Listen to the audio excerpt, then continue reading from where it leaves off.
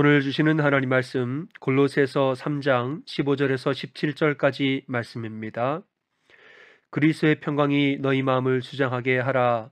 너희는 평강을 위하여 한 몸으로 부르심을 받았나니 너희는 또한 감사하는 자가 되라. 그리스도의 말씀이 너희 속에 풍성히 거하여 모든 지혜로 피차 가르치며 권면하고 시와 찬송과 신령한 노래를 부르며 감사하는 마음으로 하나님을 찬양하고 또 무엇을 하든지 말에나 일에나 다 주 예수의 이름으로 하고 그를 힘입어 하나님 아버지께 감사하라. 아멘. 오늘은 한 해의 마지막 주일입니다. 한 해가 이렇게 참 우리가 지나갑니다. 이 한 해를 돌아보면 정말 여러분 순식간에 한 해가 지나갑니다. 우리 올해 1월 달에 우리가 한복데이라고 그래서 한복 입고 서로 세배했죠. 그게 벌써 엊그제 같습니다. 정말 저도 한복 입고 미국에 서 그렇게 한복을 입어봤습니다.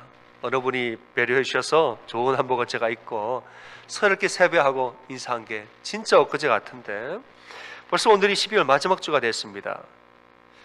세월은 살같이 빠르게 지납니다. 이렇게 짧은 1년이지만은 또 그 안을 막상 들여다보면은 참 많은 일들이 또 있었습니다. 1년이 짧은 것 같은데 막상 들여다보면 정말 얼마나 많은 일이 있었는지 모릅니다. 매주 무슨 일이 있었고 매월 무슨 일이 있었고 행복한 순간도 있었고 힘들었던 때도 있고 기뻤던 일도 있고 슬펐던 일도 있고 그냥 1년 365일이 쉴 새 없이 늘 그렇게 다양한 일들이 있었습니다. 여러분, 그 많은 일들을 우리가 어떻게 이겨내고 승리하며 견뎌내고 지나왔을까 생각하면은 모든 것이 하나님의 은혜였음을 우리는 고백하지 않을 수가 없는 것입니다. 그 모든 일을 과연 내 힘과 내 능으로 했을까? 나의 나 된 것은 주의 은혜라. 모든 것은 주님의 은혜인 줄로 믿으시기를 주님의 이름으로 축원합니다. 그래서 우리가 한 해를 마치면서 해야 할 일은 뭐냐? 감사합니다. 하나님께 감사합니다. 보이는 손길로 보이지 않는 손길로 정말 나를 이렇게 돌보시고 저렇게 인도하신 주님께 감사하는 이 감사, 이것이 한 해의 마지막 주에 우리가 드려야 할 고백이죠. 오늘 본문에서는 감사에 대한 말씀합니다. 15절에서 그리스도의 평강이 너희 마음을 주장하게 하라. 너희는 평강을 위해서 부르심을 받았나니 감사하는 자가 되라. 16절 말씀이 너희 속에 풍성하여 시와 찬미와 신령한 노래를 부르며 감사하는 마음으로 찬양하라. 감사하라는 거예요. 17절 예수를 힘입어 하나님 아버지께 감사하라 이랬습니다. 예수를 힘입어 감사하라. 우리에게 늘 감사하며 살라고 말씀하고 있는 것이 있죠. 데살로니가 5장 18절에서 범사에 감사하라. 이것이 그리스도 예수 안에서 너희를 향하신 하나님의 뜻이니라. 여러분, 범사에 감사하는 것이 우리를 향한 하나님의 뜻입니다. 왜냐? 감사에는 능력이 있고 힘이 있기 때문에 하나님 우리가 능력 있고 힘 있는 삶을 살기 원하심으로 범사에 감사하는 것이 하나님의 뜻이라 말씀합니다. 실제로 뇌과학자들이 말하기를 사람이 감사를 많이 하게 되면은 우리 뇌 좌측에 전전두피질 그런 것이 있대요. 뇌 좌측에 전전두피질이 활성화가 되어서 스트레스를 완화시키고 행복하게 만드는 그 어떤 포인트가 있다는 거죠. 그 심리학자들은 이것을 리셋 버튼이라고 말한답니다. 리셋 버튼, 재설정시키는 버튼이라고 말한다는 거예요. 우리가 이제 감사의 버튼을 누르면 우리의 심령이 여기저기 막 떠돌던 우리 심령이 감사의 버튼을 누르는 순간 제자리로 딱 돌아온다는 겁니다. 리셋된다는 거죠. 사람이 실패하면 좌절하지요. 하지만 감사의 버튼을 누르는 순간 이 실패를 다 잊어버리고 다시 용기를 내고 일어선다는 것입니다. 리셋 버튼이에요. 사람이 성공을 하면 교만해집니다. 개구리가 올챙이 시절을 잊어버린다고 그냥 성공하고 내가 무엇이 되어지면 과거의 겸손을 잊어버리죠. 그럴 때 감사를 눌러보세요. 하나님께 모든 것은 하나님이 하셨습니다. 감사의 버튼을 누르면은 다시 겸손의 자리로 돌아오는 것입니다. 나는 아무 공로 없으니 하나님이 하셨습니다. 그러니까 범사의 감사는 뭐냐? 리셋 버튼이라는 거죠. 감사할 때마다 우리의 심령이 제자리로 돌아오는 효과가 있다는 겁니다. 그래서 범사의 감사가 하나님의 뜻입니다. 우리는 감사에 대해서 네 가지 유형의 경우를 보게 됩니다. 첫 번째는 감사할 일이 있어도 좀처럼 감사하지 않는 사람이 있습니다. 둘째는 감사할 일이 있을 때만 감사하는 사람이 있어요. 셋째는 도무지 감사할 수 없는 중에도 그럼에도 불구하고 감사하는 사람이 있고, 네 번째는 뭐냐? 이미 일어나지 않았지만은 일어나지 않은 미래에 대하여서 미리 감사를 선포하는 사람도 있습니다. 이 네 가지 경우가 있는 거죠. 첫 번째로 감사한 일이 있어도 감사를 안 하는 사람이 있습니다. 이건 습관이에요. 감사하지 않는 습관. 예수님이 길을 가는데 10명의 나병 환자가 왔습니다. 우리를 좀 고쳐주소서. 예수님, 너희의 몸을 제사장에 가서 보여라. 이것은 마을에서 일어난 일이라고 했습니다. 마을에서 일어난 일이므로 그 마을에 있는 제사장에게 돌아가는 길에 병이 고쳐진 것을 발견하였더라. 여러분, 그 거리는 긴 거리가 아닙니다. 짧은 거리예요. 10명이 전부 다 고침받았으면 보게 됩니다. 그 중에서 한 명만 예수님께 돌아와서 감사하였더라. 여러분, 예수님께 돌아와 감사하러 오는 길이 긴 거리가 아닙니다. 조금만 내가 예수님 생각을 하면 금방 돌아와서 감사할 수 있습니다. 한 명은 그렇게 했는데 9명은 하지 않았다는 것이죠. 여러분, 감사하는 것이 어려운 일이 아는데 왜 안 했을까요? 조금만 돌아오면 예수님 감사할 수 있는데 왜 안 했을까요? 그것은 감사하는 습관이 없어서 그런 겁니다. 감사를 잊어버리고 받은 은혜를 잊어버린 습관이 그에게 있는 겁니다. 어느 무더운 날 두 사람이 길을 걸어갑니다. 그냥 바람이 불지 않는 떼약볕 아래에서 땀을 뻘뻘 흘리면서 너무너무 더워서 길을 걸어가는데, 한참을 걷다 보니까 감사하게도 가지가 무성한 큰 나무를 발견합니다. 아이고, 살았다 하고 그 나무의 그늘 아래 들어갑니다. 그 비로소 한숨이 나옵니다. 아우, 살겠다. 한숨을 돌리고 땀방울이 이제 말랐습니다. 좀 살 것 같죠. 그 뒤로는 이제 사람들에서 이야기를 하기 시작합니다. 그런데 이 나무가 무슨 나무지? 이거는 오리나무라고. 이런 나무는 별로 쓸 데가 없어. 불평을 시작하는 거예요. 이런 나무는 크기만 크지 별로 돈이 안 되는 나무지. 그러고 보니까 이 나무는 별로네. 돈이 안 되게 생겼어. 이러고 다시 갈 길을 가더라는 거예요. 여러분, 사람이 참 간사하지요. 은혜를 분명히 받았는데 그 은혜를 금방 잊어버리고, 이 나무 때문에 내가 살겠다 해놓고 이 나무는 별로 살만하니까 또 불평을 시작하는 것입니다. 왜 그럴까? 이거 습관입니다. 은혜를 잊어버리는 습관, 감사하지 않는 습관이에요. 그래서 우리는 때로는 의도적으로 감사하는 시간을 가질 필요가 있습니다. 의도적으로 멈추어 서서 지난 시간을 찬찬히 돌아보면서 내가 받은 은혜를 하나하나 생각하면서 하나님께 의도적으로 감사를 고백하고 올려드릴 그 시간이 우리에겐 필요하다는 것이죠. 세상 모든 풍파너를 흔들어 약한 마음 낙심하게 될 때 내려주신 주의 복을 세어라. 주의 크신 복을 내가 알리라. 받은 복을 세어보아라. 크신 복을 내가 알리라. 받은 복을 세어보아라. 주의 크신 복을 내가 뭐해요? 알리라.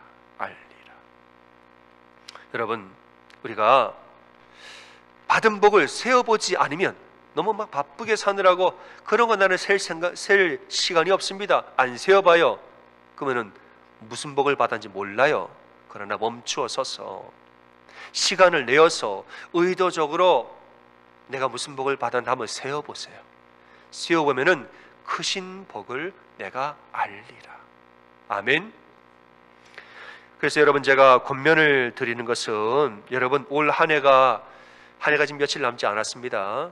이 한 해가 지금 3일 남았죠, 그죠? 이 3일 안에 여러분 가능하면 가족끼리 패밀리 타임을 가지세요. 패밀리 타임을 가지고 정식으로 온 가족이 다 모여서 2024년도 한 해 동안 우리에게 주신 복이 무엇인가, 우리에게 베푸신 은혜가 무엇인가를 한번 세어보시길 바랍니다. 한 명 한 명 돌아가면서 감사의 제목을 나누고 받은 은혜를 나누시고 그 은혜에 대해서 함께 온 가족이 감사 기도하는 시간을 꼭 저는 가지시기를 권면을 드립니다. 그때에 받은 복을 내가 뭐 하리라? 알리라 합니다. 두 번째로는 감사할 일이 있을 때만 감사하는 경우가 있죠.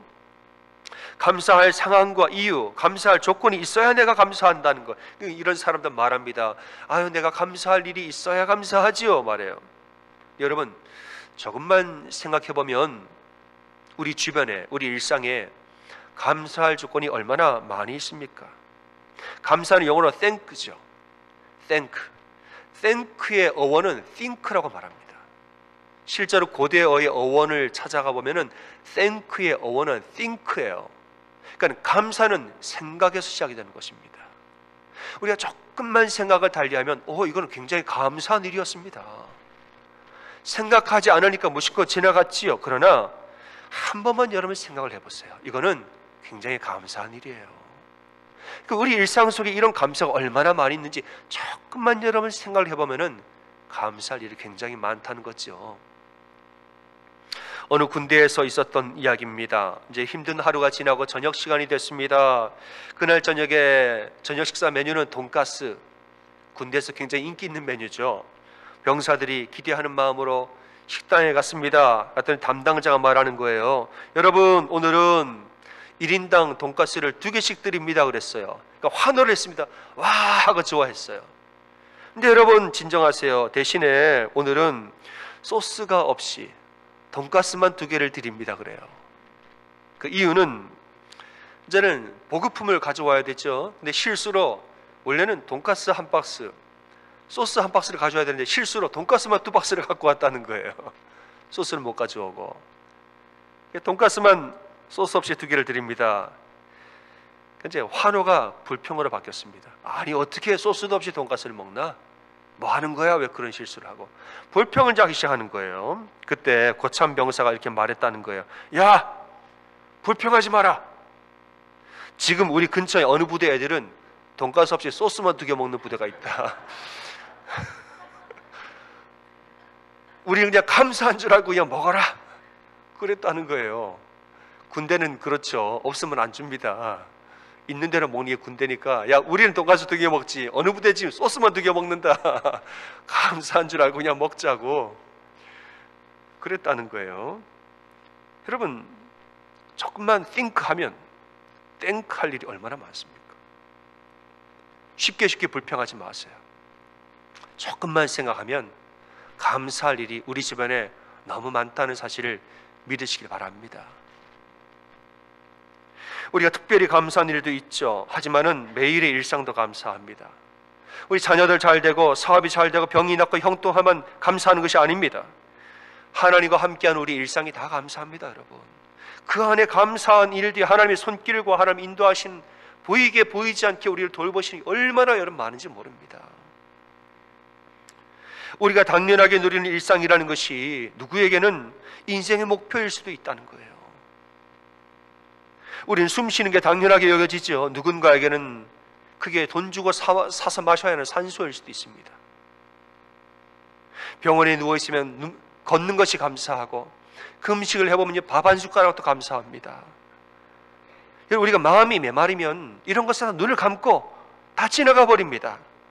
하지만 우리 마음에 은혜가 임하면 하나하나가 다 감사의 조건으로 보여지고 마음에 와닿는 것을 우리가 깨닫죠. 여러분 일상 가운데서 감사를 발견하고 사는 여러분 되시기를 소원합니다.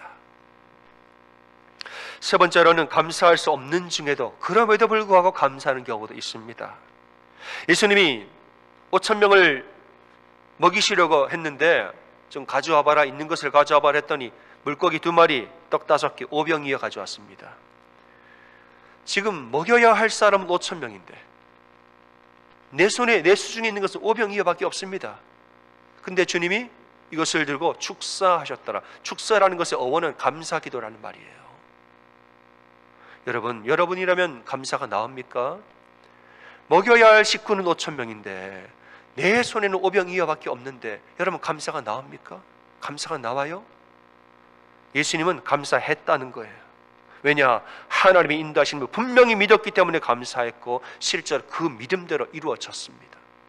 믿음대로 되어지는 것입니다. 우리가 이번 달에 내가 나가야 할 돈이 100인데 들어온 돈은 70밖에 없습니다. 여러분 감사할 수 있습니까? 돈은 막 여기저기 쭉쭉쭉 빠져나가는데 들어오는 거는 별로 없고 감사가 여러분 나오십니까? 뭐 그냥 남의 집 아이들은 막 벌써 저만큼 가 있는 것 같아요. 우리 집 아이들은 제자리에서 맴도는 것 같습니다. 여러분 감사가 나옵니까? 우리가 할 일은 산더미인데 일은만 해도 끝이 없고 몸은 아프고 시간은 없고 도와주는 사람도 없고 여러분 정말 감사가 나오십니까? 여러분 그래도 감사할 수 있습니까? 우리는 그래도 감사합니다. 왜냐? 하나님의 인도하심을 분명히 믿기 때문인 거예요. 그리고 믿음대로 되는 줄도 우리가 믿기 때문에 그래도 우리는 감사합니다. 하나님은 우리를 돌보신다는 우리 믿음이 있습니다. 하나님은 절대로 우리의 기도를 외면치 아니하는 분이라는 사실, 이 믿음이 우리에게 있습니다. 여러분 때로는 우리가 기도한 점은 이루어지지 않을 때도 있습니다. 여러분 괜찮습니다. 하나님이 그렇게 하셨다면 거기에다 또한 하나님 뜻이 있는 줄 우리가 믿는 거예요.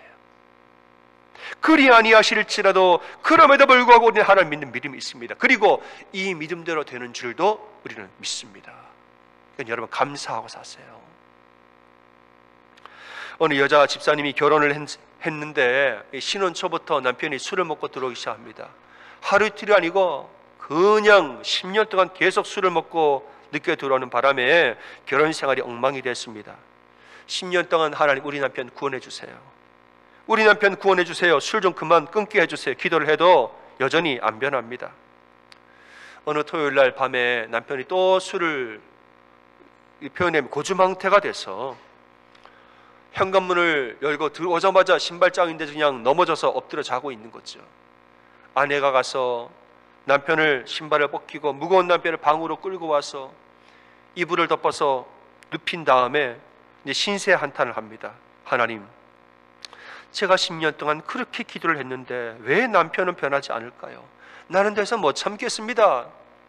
울면서 기도를 하는데 갑자기 목사님의 설교 말씀이 떠올랐습니다.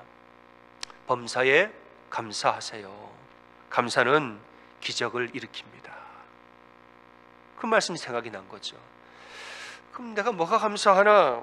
내가 감사할 게 뭐가 있나 고민을 하는데 조금 우습긴 하지만은 감사거리가 하나 생각이 났다는 거죠. 뭐 우리 남편이 좀 한심하긴 하지만 또 없는 것보다 감사하지요. 그랬다는 거예요.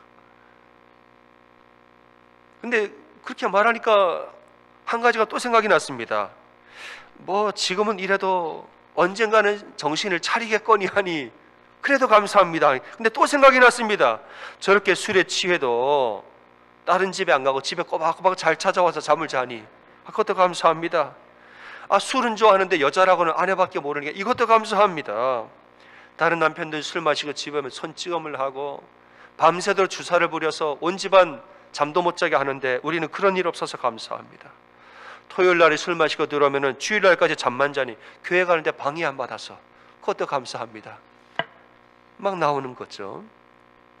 남편이 목이 말라서 잠에서 깨어보니까 아내가 혼자 웃으면서 중얼중얼 거리고 있는 겁니다. 여보, 한밤중에 뭐가 좋아서 그렇게 혼자 싱글벙글 하나? 당신과 사는 것이 감사해서 그래요. 남편이 놀랍니다.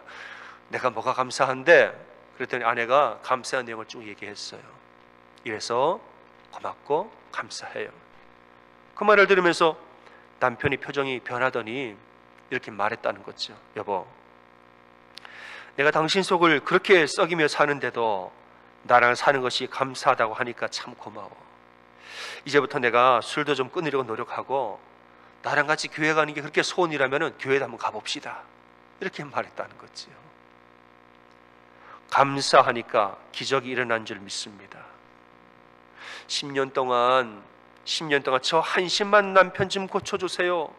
기도가 이루어지지 않았는데 이 남편 주심에 감사합니다. 감사하니까 하나님 응답이 이루어진 줄 믿습니다.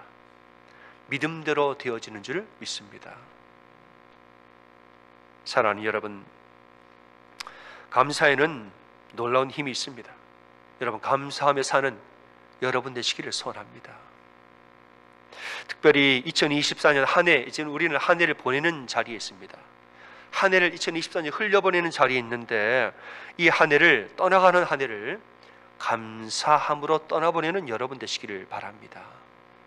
하나님, 2024년이라는 이 배에 올라타서 전 너무 감사하고 행복했습니다. 하나님, 이러면서 이 배를 떠나보내세요.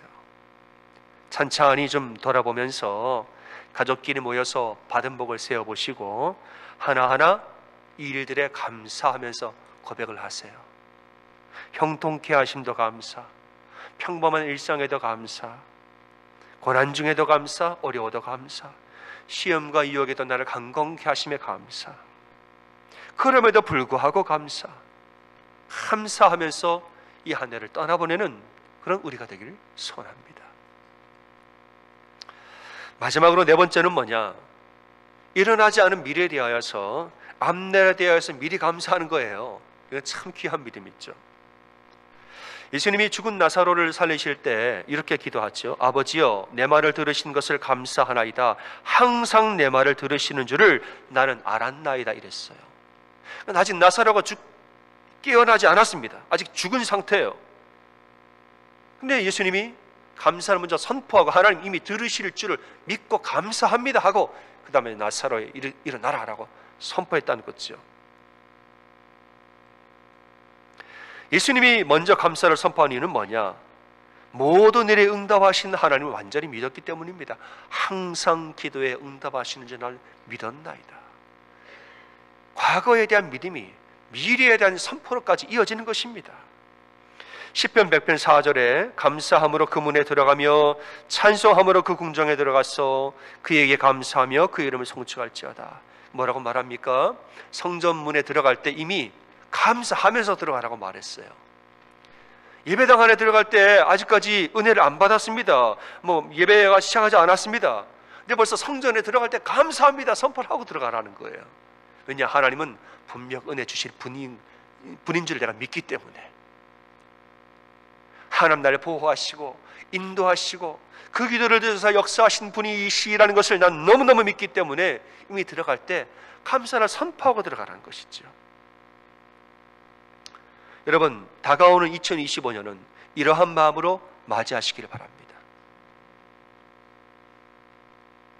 한 해를 시작할 때에 하나님 2024년도를 지키신 것처럼 2025년도 분명코 나를 지키시고 모든 일을 감당케 하시고 나를 인도하실 것을 믿고 감사합니다 선포하면서 한 해를 맞이하세요. 어떤 분이 그랬습니다.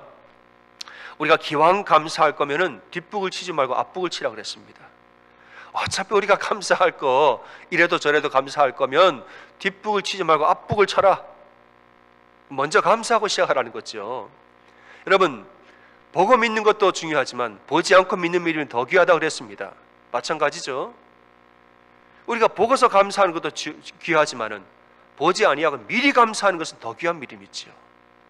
여러분, 이런 믿음으로 2025년도를 시작하시기를 소원합니다. 하나님, 지난 한 해도 지켜주셔서 감사합니다. 다가오는 이 한 해도 나를 분명히 지키시고 인도하실 것을 나는 믿습니다. 이렇게 선포할 때에 그 믿음대로 되는 줄을 믿습니다. 사랑하는 여러분, 2024년 한 해 동안 우리에게 주신 은혜 감사하시고 2025년 다가오는 한 해도 지켜주실 것을 믿고 감사를 선포하는 여러분 다 되시기를 주님의 이름으로 축원합니다. 아멘. 시간 우리 다 함께 일어나서 서로 우리 먼저 본인이 스스로 고백하겠습니다. 이렇게 마음에 손 얹으시고 저를 따라 고백하겠습니다. 하나님, 어제도 오늘도 내일도 다 감사합니다. 시작. 어제도 오늘도 내일도 다 감사합니다.